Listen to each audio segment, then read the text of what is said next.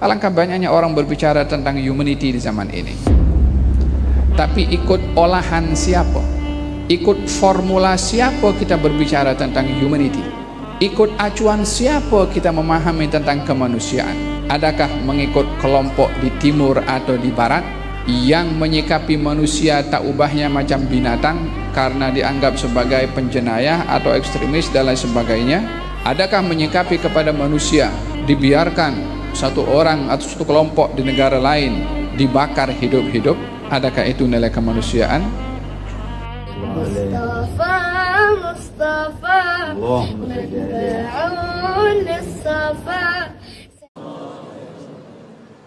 Alhamdulillah,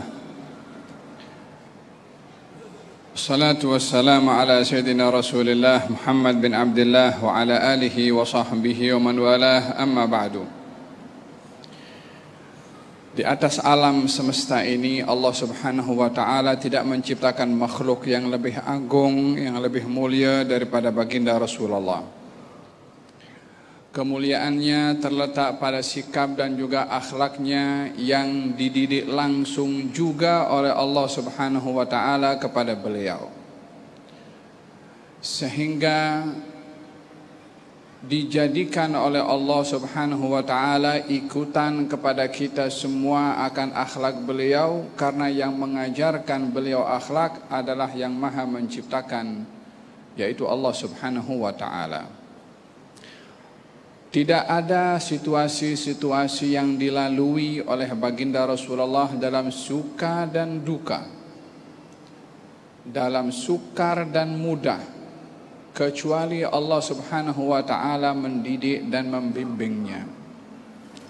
Dalam keadaan senang dididik, dalam keadaan susah dididik, dalam keadaan bersendirian dididik, dalam berkeluarga dan bermasyarakat dididik, termasuk di dalam menyikapi kepada kawan dan juga lawan. Kesemua didikan Allah kepada baginda Rasulullah sallallahu alaihi wa ala alihi wa sahbihi wasallam dikekalkan oleh Allah subhanahu wa ta'ala di dalam Al-Quranul Karim, supaya kita tetap merasa bersama dengan Rasulullah seperti mana disampaikan tadi, dengan apa yang ditinggalkan oleh baginda Rasulullah pada Quran dan juga pada sunnahnya, sehingga rasa kebersamaan itu berkekalan karena Allah menjadikan Quran ini ada dua. Quran yang kita baca dan Quran yang bersifat praktikal. Quran yang kita baca yang ada dalam mushaf. Quran praktikal adalah Nabi Muhammad sallallahu alaihi wa alihi wa sahbihi wasallam. Walaupun beliau kembali ke rahmat Allah, tapi Quran yang ditinggalkan kepada kita adalah terjemahan daripada kepribadian baginda Rasulullah sallallahu alaihi wa alihi wa sahbihi wasallam. Di dalam beliau dalam keadaan meraih kejayaan dan kemenangan, Allah subhanahu wa ta'ala perintahkan untuk bersyukur dan bertawadhu.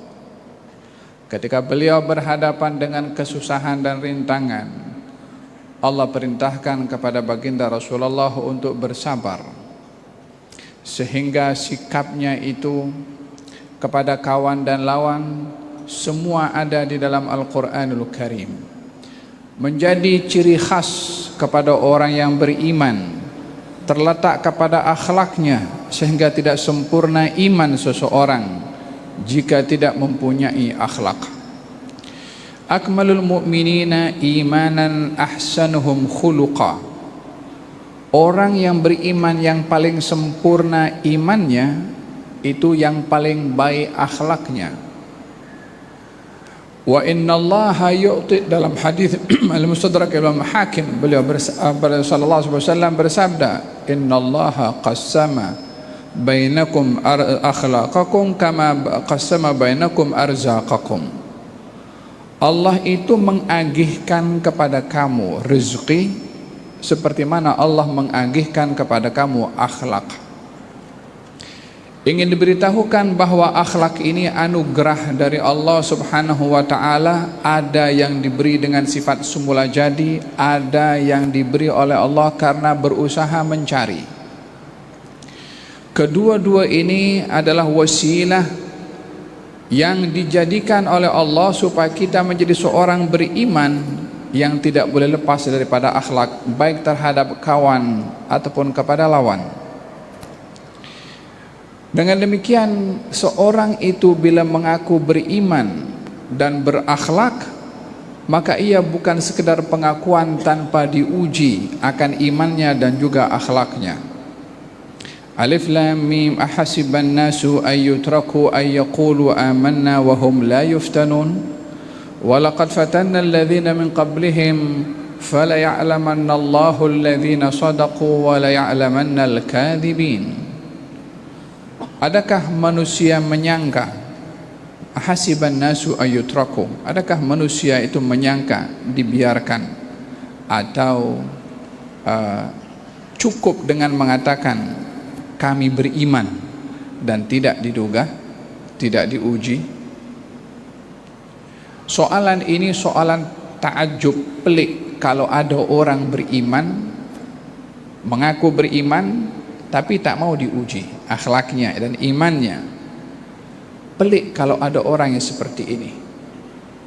Iman tidak murah untuk seorang sekedar mengucapkan ataupun dalam IC ataupun kita mendakwa sebagai seorang beriman kalau tidak diduga imannya pada akhlaknya.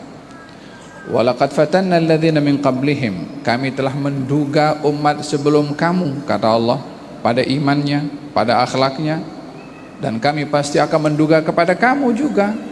Untuk apa? Untuk kami tahu. Yani Allah ingin mengetahui, walaupun Allah maha mengetahui, tetapi ianya adalah sebagai satu tes dari Allah kepada hambanya ini, siapa yang betul dalam iman melalui ujian, dan siapa yang dusta pada imannya juga melalui ujian. Dengan demikian tidak dapat terlepas iman daripada dugaan dan ujian. Tidak dapat akhlak itu hanya disebut indah dan manis atau hanya tertulis dalam teori, melainkan kalau sudah berhadapan dengan satu keadaan yang menguji iman dan akhlak, sejauh mana kita mempertahankan iman dan akhlak atau sebaliknya. Di dalam hadis Nabi Muhammad sallallahu alaihi wasallam tentang kaitan akhlak dengan amal, yang seseorang itu boleh mengaku beriman, tetapi kalau akhlaknya baik, amalnya yang berdasarkan dengan iman boleh terbatal dan rosak karena rosaknya itu akhlak. Akhlak boleh amal akan menjadi tidak bermakna bila orang yang beramal tidak mempunyai akhlak. Ya, amal boleh terjejas, amal soleh maksudnya. Baginda bersabda dalam hadisnya, beliau bersabda, inna su'al khuluqi yusidul amala kama yusidul khallu al-asala. Buruknya akhlak itu dapat merosakkan amal ibadah seperti mana cuka yang boleh merosakkan manisnya madu. Madunya manis, amalnya soleh, tapi karena orang meletakkan pada madu cuka, maka rasa sudah tidak lagi manis. Amal baik kalau dilakukan dengan orang yang akhlaknya buruk pun juga akan rosak amal tersebut. Oleh sebab itu, tidaklah sempurna seseorang beriman kecuali memerhati kepada akhlaknya. Contoh, kepada orang beramal saleh tapi akhirnya rosak itu amal karena rosaknya akhlak. Sabda baginda Rasulullah sallallahu alaihi wasallam, atadruna manil muflis? Tahukah kamu siapa orang yang bankrupt? Kata sahabat mengatakan, orang yang bankrupt orang yang tak punya duit, tak ada dinar, tak ada dirham. Kata baginda Rasulullah, bukan itu. Orang yang bankrupt nanti di hari kiamat, orang yang datang dengan membawa pahala salat, puasa, dan juga sedekah. Datang ke akhirat, meninggal dunia, bawa pahala amal saleh.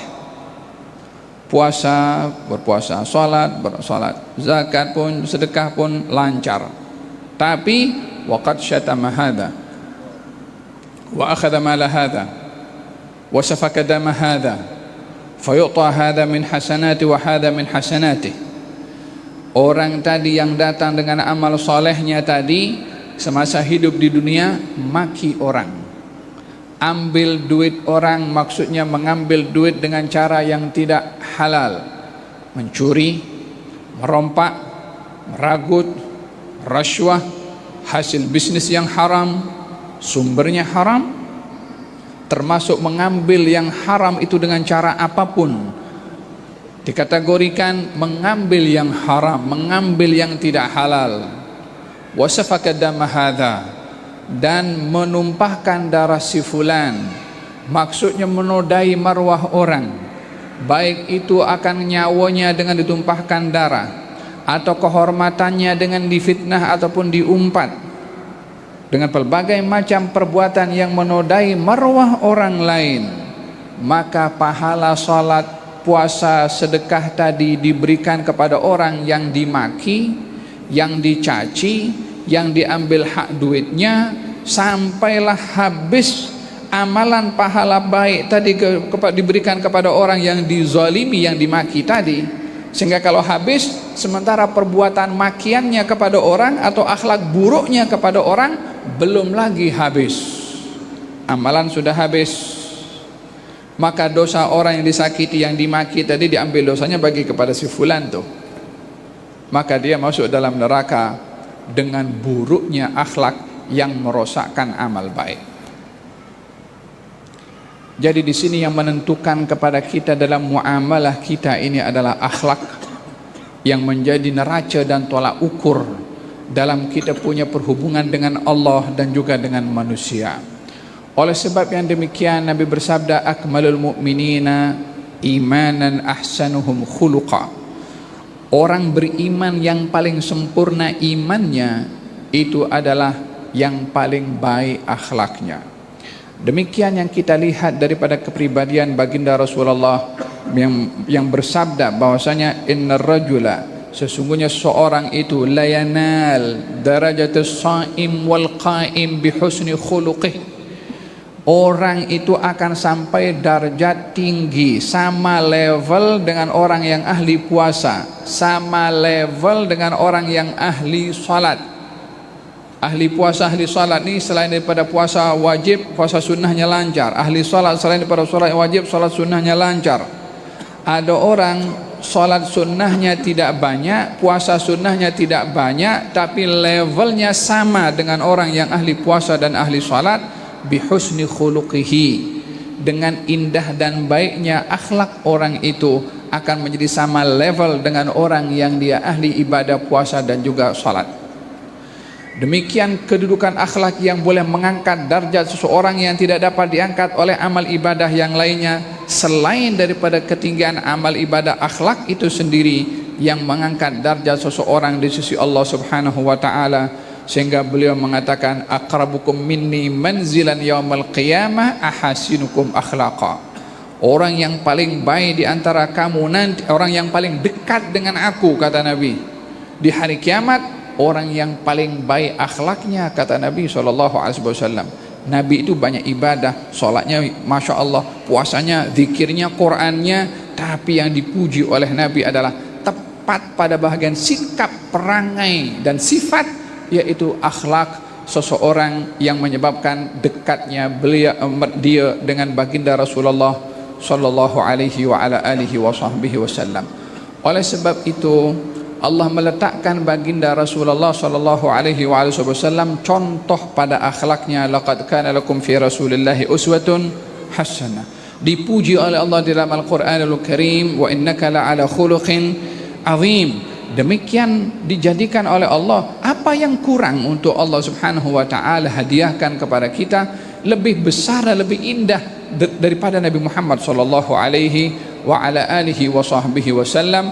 Wa hakadha, baginda Rasulullah pernah satu hari ketika beliau marah kepada kaum musyrikin dan mendoakan dalam qunut, nazilah, mendoakan kepada fulan, kepada fulan, kepada fulan, satu-satu disebut namanya oleh baginda Rasulullah sallallahu alaihi wasallam.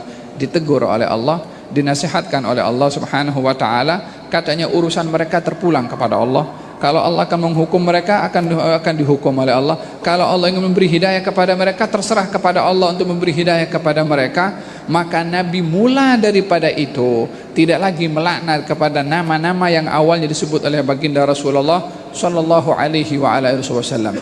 Sikapnya kepada musuh itu dipandu oleh Allah Subhanahu wa taala. Bukankah dikatakan dalam beliau bersabda, ahbib habibaka hawanan ma asa ayyakuna baghidaka yawman ma wa baghid baghidaka yawman hawanan ma asa ayyakuna habibaka yawman ma. Kalau kamu ingin benci kepada orang, jangan melampau. Kalau kamu suka kepada seorang, jangan melampau. Mungkin satu hari orang itu akan menjadi musuh kepada kamu. Bersederhanalah dalam sikap. Kalau kamu benci kepada orang, jangan melampau. Mungkin saja orang kamu benci satu hari akan menjadi kawan kepada kamu. Kata baginda Rasulullah sallallahu alaihi wasallam, diajarkan kesederhanaan dalam mengambil sikap. Dalam peperangan Uhud, sebagaimana yang disebutkan tadi oleh Habib Najmuddin, baginda Rasulullah melihat Sayyidina Hamzah sedang syahid, dibelah dadanya, jantungnya terkeluar, potong bahagian anggota-anggota tertentu pada tubuh badannya. Melihat hal yang sedemikian itu menyakitkan hati baginda Rasulullah, karena ini bapak saudara Rasulullah yang membela Rasulullah, yang melindungi Rasulullah. Maka Nabi marah, saya akan balas mereka dengan 70 kali ganda daripada mereka. Turun firman Allah Subhanahu wa taala seperti mana tadi disebutkan, kita perlu untuk tenang dalam keadaan, untuk redha dalam keadaan tenang dan juga dalam keadaan emosi. Baginda Rasulullah diingatkan oleh Allah, fa in aqabtum fa'aqibu bimithli ma uqibtum bih wa la in sabartum lahu khairul lis-sabirin. Kalau kamu ingin menghukum dengan tindakan balas, maka hukumlah sesuai dengan perbuatan mereka. Qisas, orang diqisas adalah dengan adil. Al-anfu bil anfi wal ainu bil ain.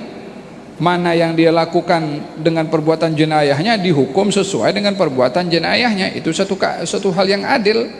Kata Allah, kalau kamu ingin menghukum mereka, hukum dengan adil. Tapi kalau kamu sabar, maka demikian itu lebih baik kepada kamu. Sesungguhnya Allah akan memberikan balasan yang besar kepada orang-orang yang bersabar. Nabi bersabda, wallahi asbir. Kalau begitu saya bersabar saja. Ada dua option, balas atau beliau sabar. Katanya wallahi asbir, demi Allah saya bersabar. Tahukah apa yang berlaku? Yang bunuh Sayyidina Hamzah akhirnya masuk Islam. Perempuan yang merobek dadanya Sayyidina Hamzah masuk Islam. Coba kalau dibalas, coba kalau dibunuh, kemana hala tujunya itu? Kan ke neraka. Nabi bukan diutus untuk menjadi sebab kepada orang lain masuk dalam neraka, tapi sebaliknya untuk mengajak mereka ke dalam syurga. Demikian Nabi menitik beratkan sikap kepada orang, lawan dan juga kepada kawan. Yang pertama neracanya itu diletakkan oleh Nabi dalam sikap adalah nilai insaniyah, nilai kemanusiaan. Alangkah banyaknya orang berbicara tentang humanity di zaman ini, tapi ikut olahan siapa? Ikut formula siapa kita berbicara tentang humanity? Ikut acuan siapa kita memahami tentang kemanusiaan? Adakah mengikut kelompok di timur atau di barat yang menyikapi manusia tak ubahnya macam binatang karena dianggap sebagai penjenayah atau ekstremis dan lain sebagainya? Adakah menyikapi kepada manusia dibiarkan satu orang atau satu kelompok di negara lain dibakar hidup-hidup? Adakah itu nilai kemanusiaan? Adakah kemanusiaan orang itu dihukum tanpa dipastikan, dijelaskan apa kesalahannya, hanya sekedar syak, ragu, tangkap, masuk, hukum? Adakah itu kemanusiaan yang diajarkan oleh Nabi sallallahu alaihi wasallam? Baginda Rasulullah mengajarkan kemanusiaan yang pertama menjadi landasan pada sikap kita kepada kawan dan juga lawan. Artinya orang yang kita hadapi ini makhluknya Allah, untuk kita tidak melampau dalam menyikapi orang seakan-akan kita Tuhan kepada orang lain untuk menghukum. Seorang sahabat Nabi bernama Abu Mas'ud mempunyai hamba sahaya yang nakal, kemudian dipukul oleh Abu Mas'ud. Nabi ada di belakang, "Ya Abu Mas'ud." Karena kuatnya suara Abu Mas'ud sedang memukul kepada hamba sahayanya, tak dengar apa yang suara Nabi memanggilnya. Sampailah Nabi mendekat, barulah sadar kalau ada suara memanggil namanya, dan menoleh, ternyata Rasulullah ada di belakangnya. Katanya, "Ya Abu Mas'ud, Allahu aqdar alaika minka ilaih." Ya Abu Mas'ud, Allah itu lebih maha berkuasa kepada engkau, lebih daripada kuasa engkau terhadap hamba sahayamu yang kau pukul tuh. Katanya, "Apa yang patut aku buat wahai Rasulullah?" Kalau begitu aku bebaskan dia di jalan Allah Subhanahu wa taala. Hamba yang kena pukul tadi akhirnya dibebaskan oleh Abu Mas'ud. Kata baginda Rasulullah, "Kalau kamu tidak lakukan itu, Allah akan masukkan kamu ke dalam neraka, waliyadzubillah." Sebab zalim, pukul pada orang lain, orangnya nakal, hamba sahaya itu nakal. Tetapi hukuman lebih daripada kesalahan itu zalim ke atas orang yang salah juga. Bukankah ini menilai tentang kemanusiaan yang diajar hatta kepada hamba sahaya, tidak memandang level siapa? Itu yang dipukul tuh hamba sahaya, ikut level waktu itu yang masih ada sistem hamba sahaya pada waktu itu adalah mungkin ini orang nakal, orang rendah dan seterusnya, tapi dia manusia, insan ciptaan Tuhan, bukan Anda yang cipta. Tak ada siapa boleh untuk menghukum orang ciptaan Allah kecuali dibenarkan oleh Allah Subhanahu wa taala. Ketika sahabat membakar semut di satu pokok, maka Nabi melarang kepada mereka.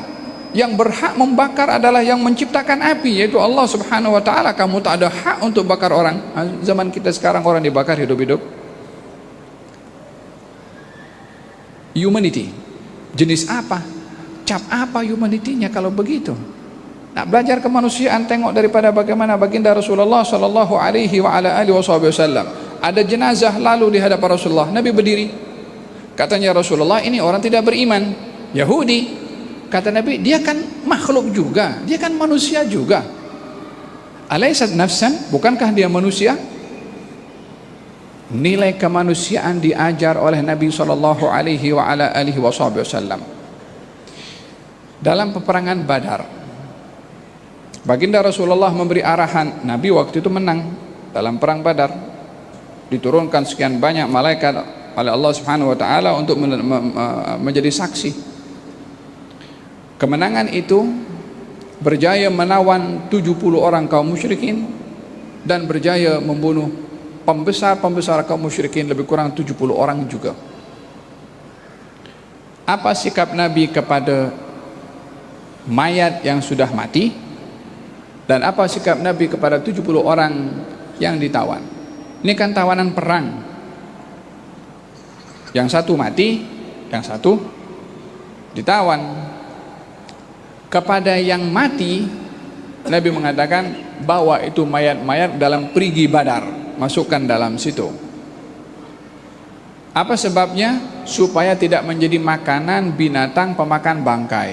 Seakan-akan itu manusia, walaupun kafir harbi memerangi kepada Rasulullah, Nabi masih melihat itu manusia, ciptaannya Tuhan. Ada nilai ciptaan Tuhan tuh hatta kepada orang kafir itu sendiri. Pada melihat keajaiban ciptaan Tuhannya, bukan kepada perangainya si kafir itu. Maka dibawa oleh kaum muslimin dalam perigi supaya tidak menjadi mangsa kepada binatang pemakan bangkai. Dibawa termasuk Abu Jahal dibawa, Uqbah bin Abi Mu'ayyid tadi dibawa, Umayyah bin Khalaf dibawa, masuk dalam perigi Badar situ semua. Kaum muslim ini kan baru selesai perang, luka, letih, lesu, lemah, ya masih bawa itu jasadnya kaum musyrikin. Karena apa? Adakah karena sayang kepada kaum musyrikin? Tidak. Karena diajarkan menghargai ciptaan Tuhan dan mengambil sikap kepada ciptaan Tuhan seperti mana disuruh oleh Allah dan oleh syariat yang diturunkan oleh Allah kepada Rasulullah. Kalau tidak, untuk apa Nabi suruh itu kaum muslimin untuk bawa jasad kaum musyrikin masuk ke dalam perigi Badar?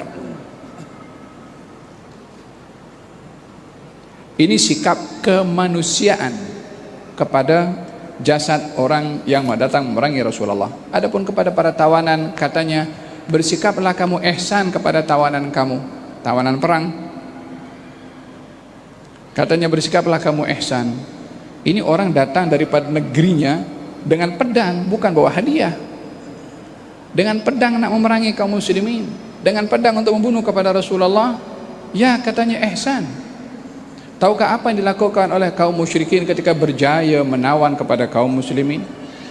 Untuk kita tahu bagaimana perbandingan sikap kaum musyrikin ketika melihat mayat kaum muslimin yang syahid, dan bagaimana sikap mereka kepada tawanan kaum muslimin yang ditawan. Sayyidina Hamzah sudah syahid, dirobek dadanya, dipotong telinganya, dipotong hidungnya. Kepada jasad Sayyidina Hamzah ada yang dicincang-cincang, dipijak dengan kuda. Kepada tawanan kaum muslimin yang ditawan seperti Khubayb ibnu Adi atau Zaid ibnu Ad-Dathinnah, diletakkan, disalib, dipaku tangannya, disakiti itu satu-satu anggota badannya sebelum akhirnya dibunuh.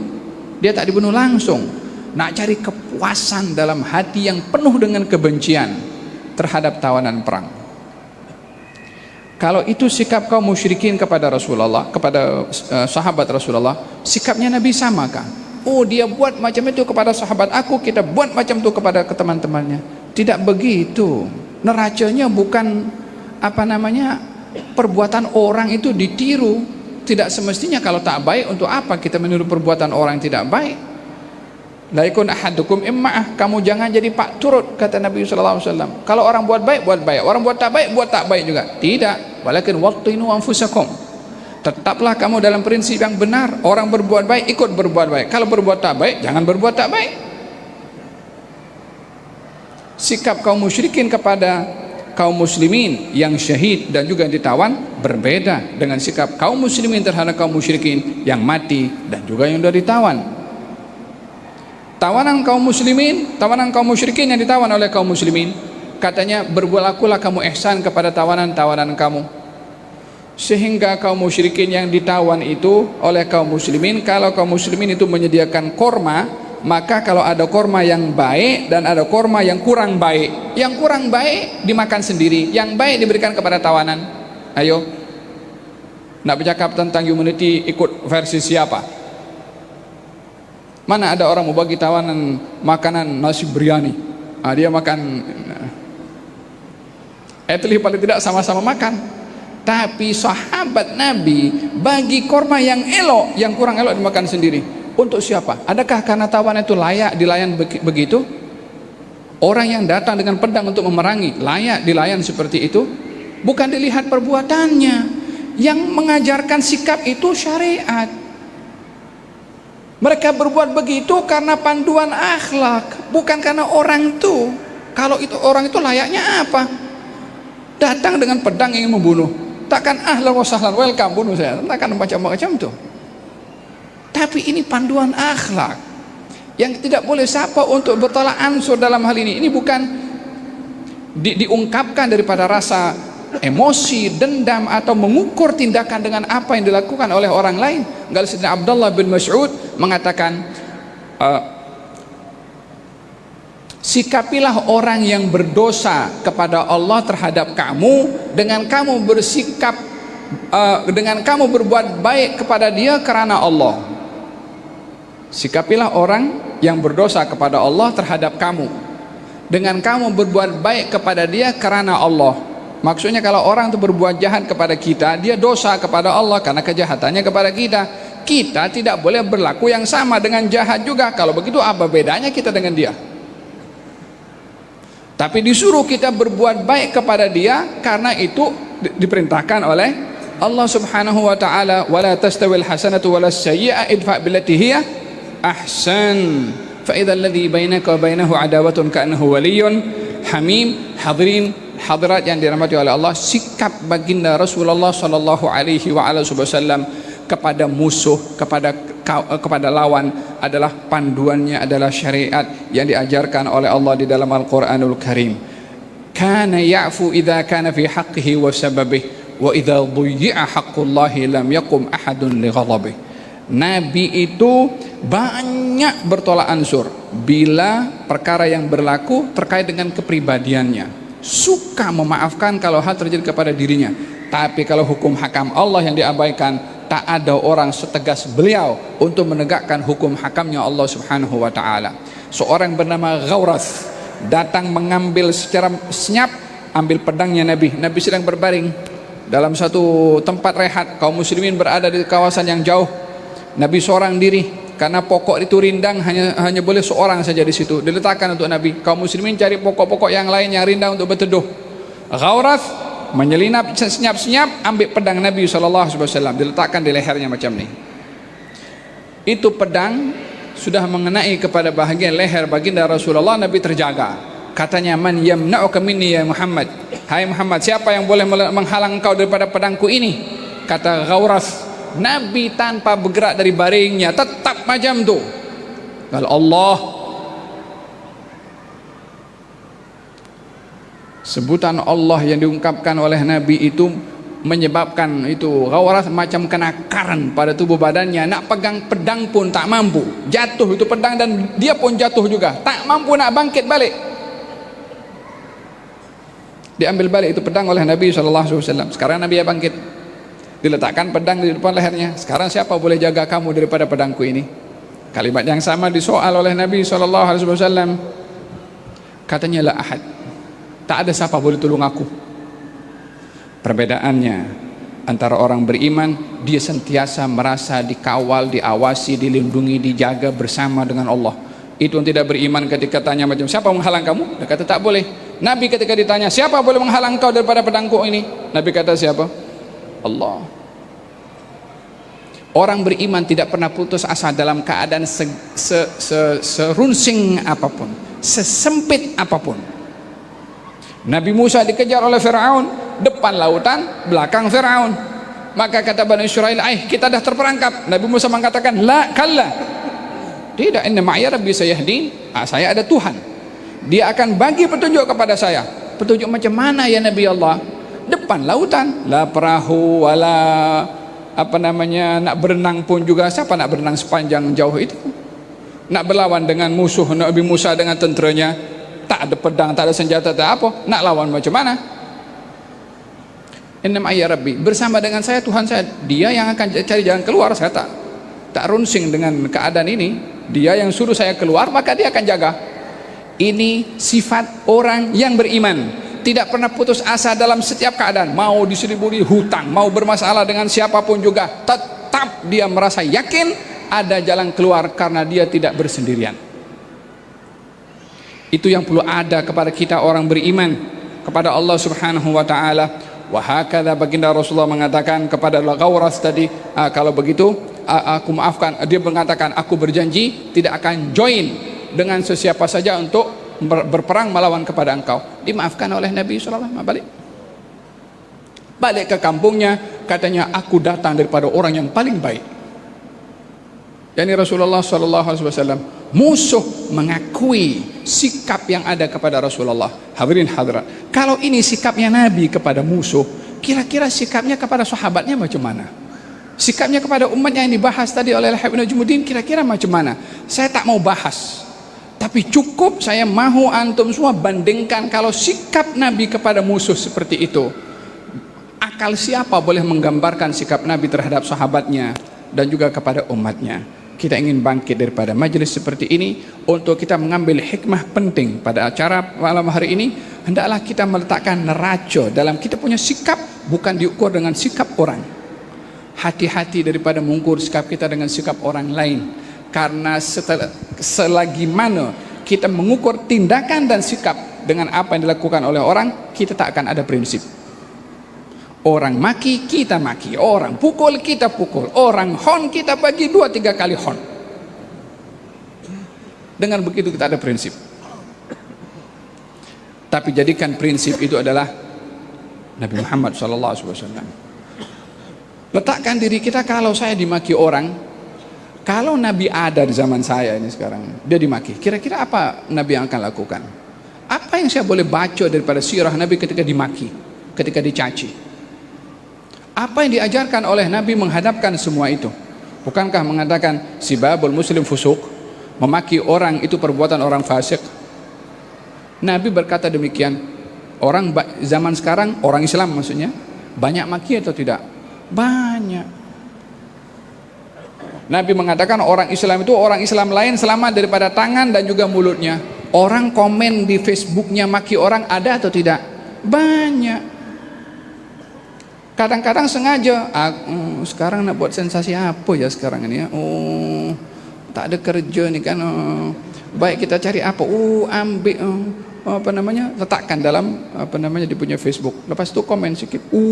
Semua komen. Pikir yang Anda tulis itu, Anda bukan berhadapan dengan orang yang letak dalam Facebook tuh.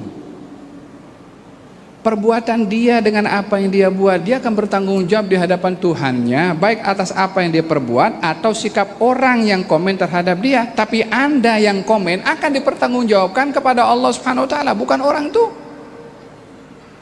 Orang itu akan mengatakan, siapa suruh komen? Bukankah itu yang dikatakan oleh iblis dalam Quran, kan? Iblis mengatakan kepada orang yang ikut iblis, yang follow iblis, katanya, fala talumuni walumu anfusakum. Kamu jangan maki saya, jangan salahkan saya, salahkan diri kamu sendiri. Siapa suruh ikut saya? Itu kata-katanya direkod oleh Allah dalam Quran, supaya kita tahu perangai iblis itu dalam bentuk wujud manusia juga ramai. Jangan sampai kita terperangkap dengan perbuatan orang tidak bertanggung jawab seperti iblis dan konco-konconya, kita menjadi korban disebabkan oleh karena ketiadaan prinsip dalam bertindak dan bersikap. Hadirin hadirat, kembali saya simpulkan majelis pada hari ini, peganglah apa yang diajarkan oleh Nabi. Hayati, macam tadi dikatakan, kunna nu'allimu abna'ana sirata nabiyina kama nu'allimuhul Quran. Kita ajar sirah Nabi macam mana kita ajar Quran. Kaji sirah Nabi, tapi bukan sekedar dibaca, ukur. Kalau saya berhadapan dengan susah, kalau Nabi susah macam mana? Kalau saya dalam keadaan diuji dengan jiran, kalau Nabi diuji dengan jiran macam mana? Kalau saya ada sempit ekonomi, kalau Nabi susah dalam ekonominya macam mana? Contoh, cerminkan diri dengan Nabi Muhammad SAW, pasti ada jalannya. Tidak mungkin Nabi tidak hidup zaman kita. Karena Anda tidak baca sirah Nabi jadi tak tahu. Coba baca, keadaannya lebih dahsyat lagi daripada zaman kita sekarang. Kita berdoa dengan majelis yang penuh dengan barakah ini, Allah Subhanahu wa taala tanamkan dalam jiwa dan hati kita ini luas dalam memahami akhlaknya Nabi Muhammad sallallahu alaihi wa ala alihi wasallam. Kenali Nabi melalui sirahnya untuk kita cinta, dan dengannya kita akan ikut. Tak akan mungkin kita ikut kalau kita tidak cinta. Tak akan mungkin kita cinta kalau tidak kenal. Tidak mungkin kita kenal kalau tidak baca sirah Nabi Muhammad SAW. Mudah-mudahan Allah berkati majelis kita, Allah rahmati kita, Allah jadikan kita meneladani kehidupan baginda Rasulullah dalam segala keadaannya, dan mudah-mudahan Allah Subhanahu wa taala angkat darjat kita dengan iman kepada Allah Subhanahu wa taala, dengan akhlak yang diajarkan oleh Rasulullah SAW. Darjat kemuliaan seseorang di sisi Allah terletak kepada imannya, terletak kepada ketakwaannya. La farqa li arabiyyin wala li ajamiyyin illa bittaqwa. Tak ada beda orang Arab dengan orang bukan Arab kecuali ketakwaan yang membedakan. Demikian sabda Nabi Muhammad sallallahu alaihi wasallam. Mudah-mudahan Allah muliakan kita dengan takwa, Allah muliakan kita dengan iman, Allah muliakan kita dengan Islam, Allah muliakan kita dengan akhlak Nabi Muhammad sallallahu alaihi wa ala alihi wasallam. Allahumma hdina li ahsanil akhlaq fa innahu la yahdi li ahsaniha illa anta, wasrif anna sayyi'aha fa innahu la yasrifu anna sayyi'aha illa anta ya arhamar rahimin. berkati para asatidzah yang hadir bersama dengan kita, diberikan manfaat kehadiran mereka dengan ilmu disampaikan oleh mereka, ditambahkan lagi pengetahuan kita dengan ilmu-ilmu dan yang bermanfaat disampaikan oleh mereka, diangkat derajat mereka, diberikan oleh Allah Subhanahu wa taala sehat wal afiat, panjang umur birahmatika arhamar rahimin. Pihak masjid, pengurusinya, imamnya dijadikan oleh Allah Subhanahu wa taala sebab mendapatkan pahala semua yang hadir dalam majlis ini, karena usaha mereka kita dapat hadir dalam majlis yang penuh dengan barakah. Wassallallahu ala sayyidina Muhammadin wa ala alihi wasallam. Alhamdulillahirabbil alamin.